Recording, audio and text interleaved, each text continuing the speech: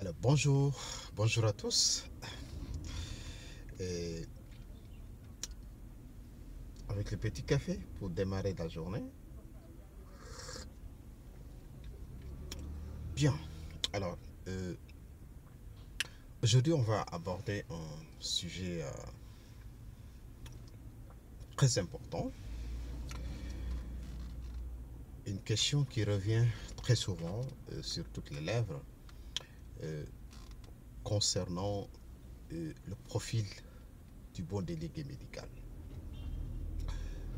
Alors, euh, qu'est-ce que le bon délégué médical? C'est une question euh, pas assez évidente à, à répondre de façon simple, puisque cela implique effectivement, on va dire, plusieurs points de vue, donc aussi diverses donc, que nous sommes. Nous avons, on va dire, notre petite idée sur le profil du bon délégué médical. Et l'ensemble des points de vue, bien évidemment, qui sont développés sur cette question-là, méritent effectivement d'être pris en compte. Cependant, je voudrais avant tout émettre une petite observation, euh, de petits questionnements. Est-ce qu'aujourd'hui, pour vous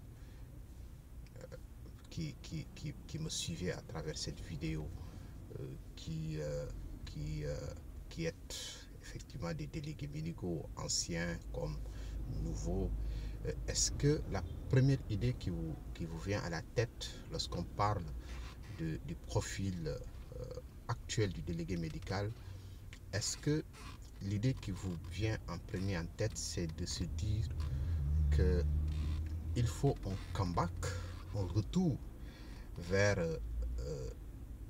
on va dire, la visite médicale des anciens? Cette visite médicale nostalgique, hein, donc que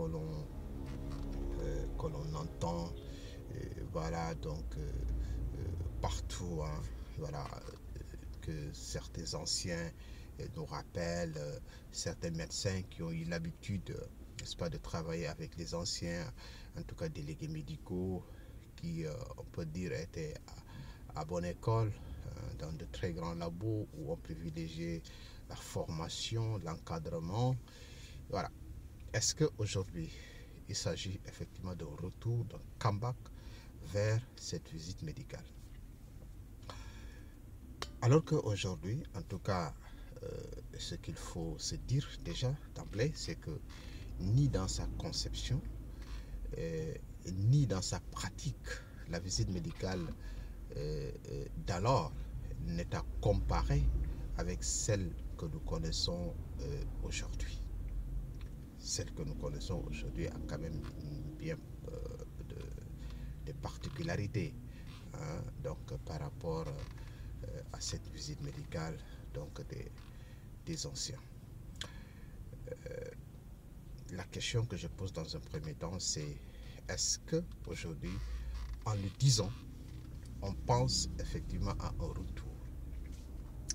Alors, il y a deux idées, en tout cas fondamentales, qui on va dire, se bousculent là où certains pensent évidemment qu'ils font un comeback, qu'ils font un retour, on va dire, à, aux vertus de la visite médicale des premières années, à la pratique de la visite médicale des premières années.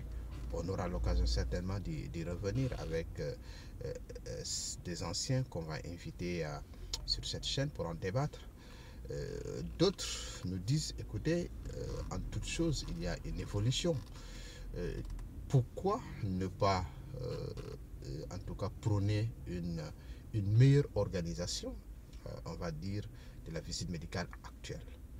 Euh, Pourquoi ne pas se baser sur les ingrédients que nous avons aujourd'hui pour réorganiser, on va dire, notre métier de visite médicale pour effectivement une meilleure rénovation? Cette deuxième proposition me semble la plus accessible donc aujourd'hui. Alors, nous allons peut-être essayer d'aborder cette question sous deux angles. Le premier, aujourd'hui, il me semble qu'il est important d'évoquer un tout petit peu le contexte dans lequel nous sommes. Nous sommes dans un contexte, on va dire, de rude concurrence, un contexte où le marché du médicament a fini d'être complètement, en tout cas, générifié, si je peux employer le mot. En tout cas, une multitude de produits génériques est lancée sur le terrain.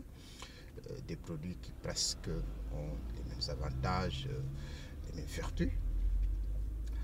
Cela dit, pour maintenir leur compétitivité et pour maintenir, on va dire, leur gain, les laboratoires pharmaceutiques vont devoir effectivement recourir donc à des délégués médicaux qualifiés, des délégués médicaux efficaces, capables effectivement donc de bien les représenter.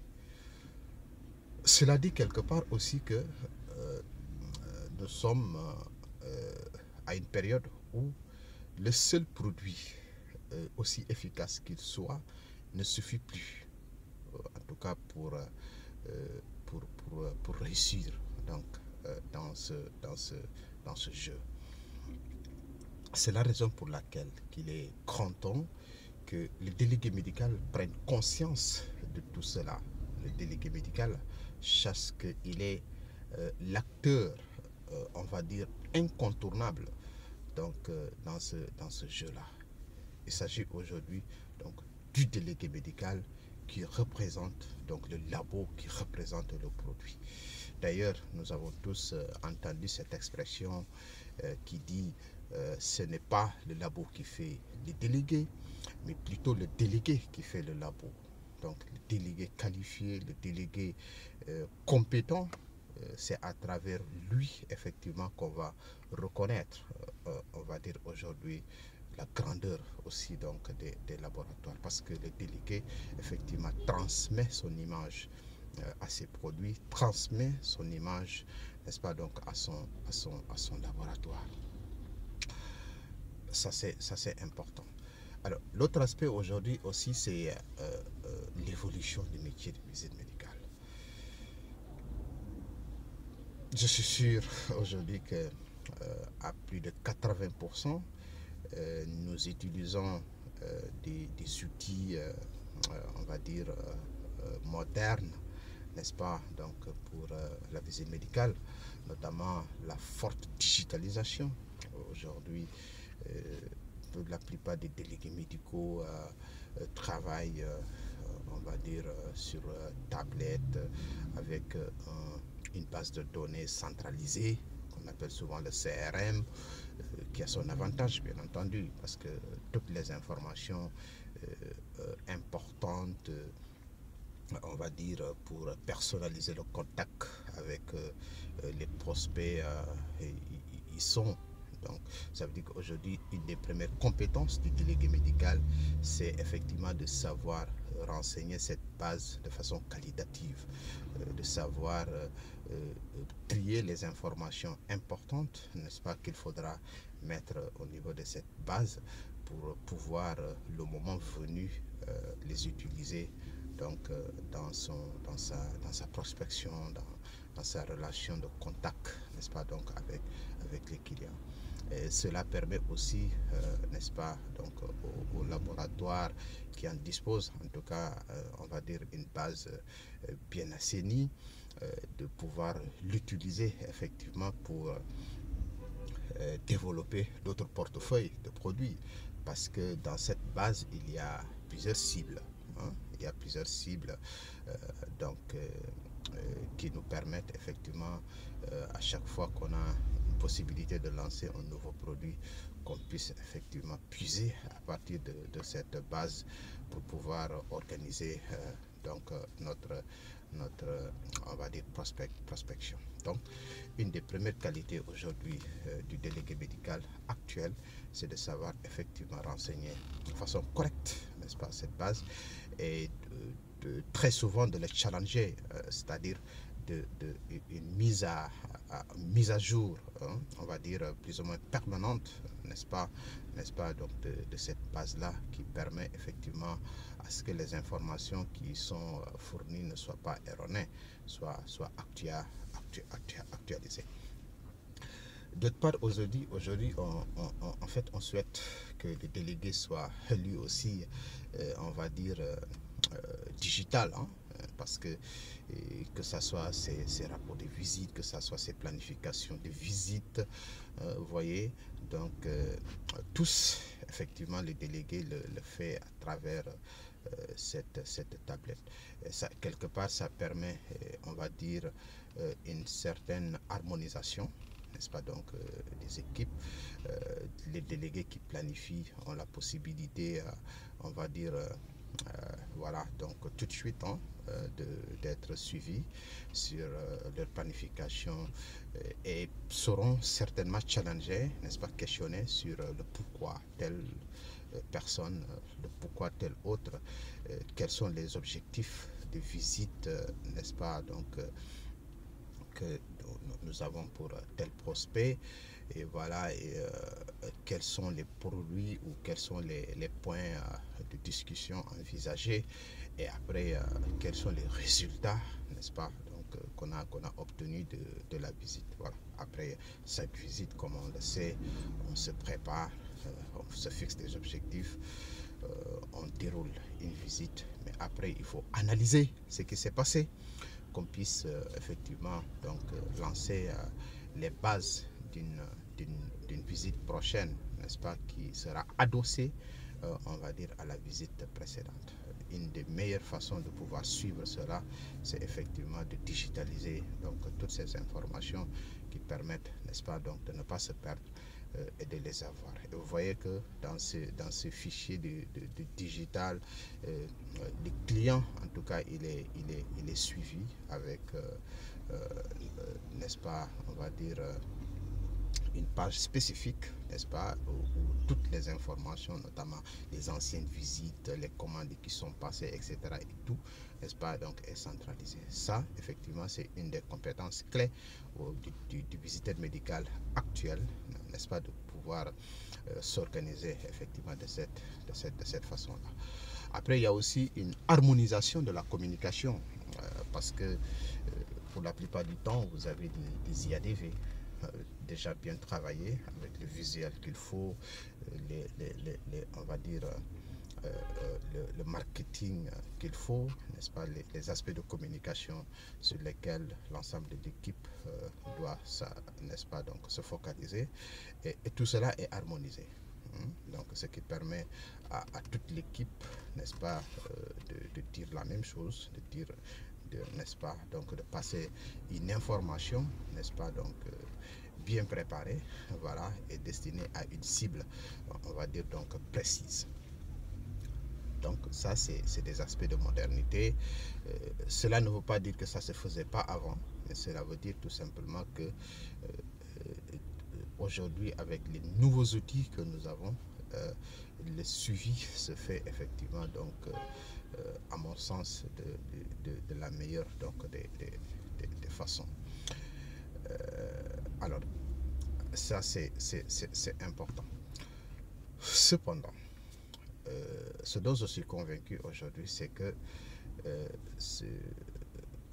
la visite médicale, ce métier valorisant, ce métier passionnant, est caractérisé aujourd'hui, on va dire, par donc le développement donc des 4S, c'est-à-dire la réussite de la visite médicale se base, à mon avis, sur donc ces 4S, c'est-à-dire le savoir, le savoir-faire, le savoir-être et le savoir-vivre.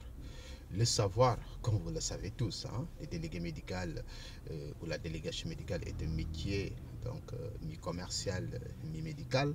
Ça veut dire que tout ce qui aujourd'hui concerne les connaissances scientifiques, médicales de base, le délégué doit effectivement en avoir suffisamment, puisque le produit qu'il va commercialiser, qu'il va présenter n'est pas n'importe quel produit. Et les interlocuteurs aussi qu'il a ne sont pas n'importe qui, ce sont des personnes, on va dire, très exigeantes, qui veulent effectivement entendre un discours plus ou moins scientifique. Mais tout n'est pas scientifique dans cette affaire. Il y a aussi effectivement le volet commercial, parce qu'il faut savoir préparer le message, la communication, la prise de parole. Il faut savoir passer des informations, on va dire, à des interlocuteurs après avoir pris sur eux des informations à notre tour, la fameuse découverte des besoins avant de placer effectivement donc l'argument donc pour satisfaire le besoin donc, du client. La technique de vente, voilà. Donc voilà, la technique de communication, tout ça sont des aspects importants que le délégué doit en tout cas maîtriser. L'art de la négociation, voilà, donc qui n'est pas forcément comme nous avons l'habitude de le penser, couper la poire en deux. Ce n'est pas forcément cela. La négociation, c'est tout autre. On aura l'occasion de pouvoir revenir de façon détaillée sur ces aspects-là, donc dans d'autres vidéos. Alors,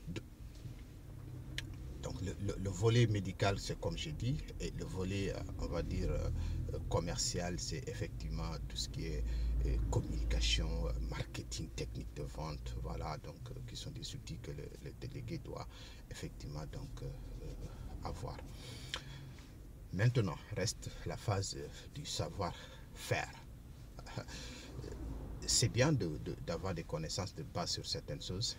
Maintenant, le savoir-faire, c'est notre capacité à les utiliser, notre capacité effectivement donc à se baser sur ces éléments-là pour faire le job. Pour faire le job. Ça aussi, c'est un autre aspect, c'est un autre volet.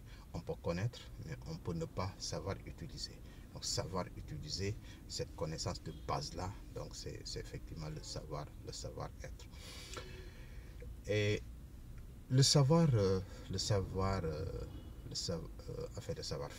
le savoir-être, comme on le dit souvent, qui est la mère de tous les savoirs, c'est l'attitude, tout ce qui est comportement aujourd'hui donc du délégué.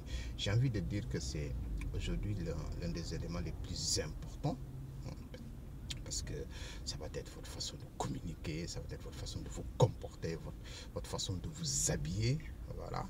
Donc d'être correct, d'envoyer un message d'une personne responsable, vous voyez. Donc après, c'est de la façon dont vous vous présentez à vos prospects qu'en retour, n'est-ce pas, donc on vous considère ou on ne vous considère pas. Ça, c'est important. Donc, le savoir-être, il est fondamental aujourd'hui, surtout dans ce métier-là. Et après aussi, il y a le savoir-vivre, n'est-ce pas? Nous sommes en entreprise, on doit être avec des collègues, vivre ensemble. On passe presque 8 heures de temps, on va dire les tiers de notre vie en entreprise, avec des collègues, voilà, avec des supérieurs, des hiérarchiques, etc. et tout.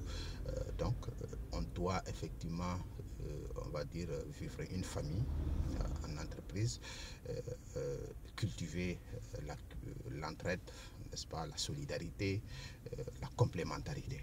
Donc, ça aussi, c'est quelque chose de fondamental, n'est-ce pas, donc qu'il faudra noter. Donc, les 4 S, le savoir, le savoir-faire, le savoir-être et le savoir-faire. Au demeurant, aujourd'hui, je pense que aussi le délégué médical actuel, moderne, c'est aussi celui qui est caractérisé par sa curiosité. Sa curiosité qui lui permet d'apprendre très vite, voilà, de s'adapter, on va dire, à son environnement très vite, voilà, de pouvoir prendre, n'est-ce pas, des informations le plus rapidement possible pour se mettre à niveau.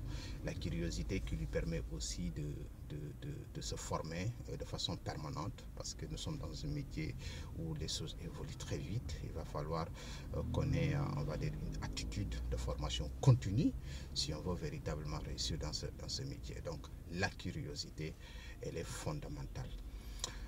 Après, il faut avoir l'esprit synthétique, hein, parce que la qualité aujourd'hui du visiteur médical, c'est effectivement de pouvoir transmettre, on va dire, des informations utiles. Cela aussi veut dire qu'il faudra, on va dire, départager l'utile de l'inutile, hein. Donc, en fonction des interlocuteurs, n'est-ce pas, savoir ce qui est utile à dire et qu'est-ce qui n'est pas utile. Donc ça va on va dire, transmettre des informations utiles en un temps record, parce qu'il ne s'agit pas aussi de tirer en longueur, il s'agit d'être synthétique, n'est-ce pas? On a un objectif et on a un message, n'est-ce pas, donc à faire passer. Quelqu'un même parlait de la nécessité aujourd'hui de changer même le nom du délégué médical et de l'appeler informateur médical. Un de nos anciens à qui je rends hommage, il a parfaitement raison, parce qu'avant tout il s'agit d'une mission, on va dire, donc d'information, et c'est fondamental. Voilà. Alors l'autre aspect aujourd'hui, c'est le sens de l'organisation. Le délégué a plusieurs tâches dans la journée. Le délégué a organisé ses visites, le délégué doit faire ses rapports, le délégué peut participer à des réunions, que ce soit de coordination, que ce soit des réunions de formation. Le délégué peut lui-même organiser, on va dire, des rencontres à but de formation des staffs, ou bien encore, on va dire, des cucs matinaux, etc., des CPU. Tout ça là constitue voilà, des tâches multiples que le délégué est appelé effectivement donc à faire, ce qui nécessite une organisation, une certaine hiérarchisation des tâches pour que le délégué puisse être efficace, faire passer en priorité ce qui doit l'être et reléguer au second plan ce qui n'est pas effectivement urgent. Voilà, donc c'est aussi cette capacité du délégué à travailler sous pression, parce que évidemment parfois à un certain niveau on vous demande beaucoup de choses à la fois. Il faudra effectivement que vous sachiez hiérarchiser les choses, voir les priorités, donc pour pouvoir donc vraiment satisfaire les besoins de vos interlocuteurs et en même temps les besoins de votre hiérarchie. Le dernier aspect donc, que je vais aborder sur cette vidéo, c'est l'esprit d'équipe. L'esprit d'équipe.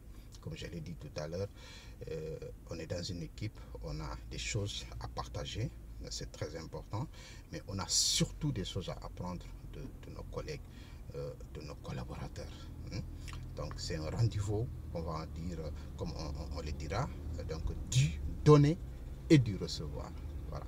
Et cette attitude-là, ça permet effectivement de développer les compétences des uns et des autres pour effectivement que voilà, ce soit au bénéfice exclusif, n'est-ce pas, donc de notre laboratoire, de notre entité, de notre entreprise. Mesdames et messieurs, merci. C'était Doudouka, délégué médical, coach formateur, donc sur cette vidéo qui a voulu échanger avec vous sur le profil du délégué médical. Mais comme j'ai dit, ce n'est pas exhaustif, donc vous pouvez avoir des idées beaucoup plus pertinentes que celles qui sont développées ici, et vous le verrez vous-même, parce qu'on aura l'occasion donc d'inviter sur cette chaîne d'éminents, en tout cas délégués médicaux, des experts de la visite médicale. Tout est dans le but effectivement pour nous de redorer le blason de ce métier, d'aider effectivement la jeune génération à pouvoir effectivement exercer au mieux donc ce métier. Merci beaucoup à vous, excellente journée, à bientôt.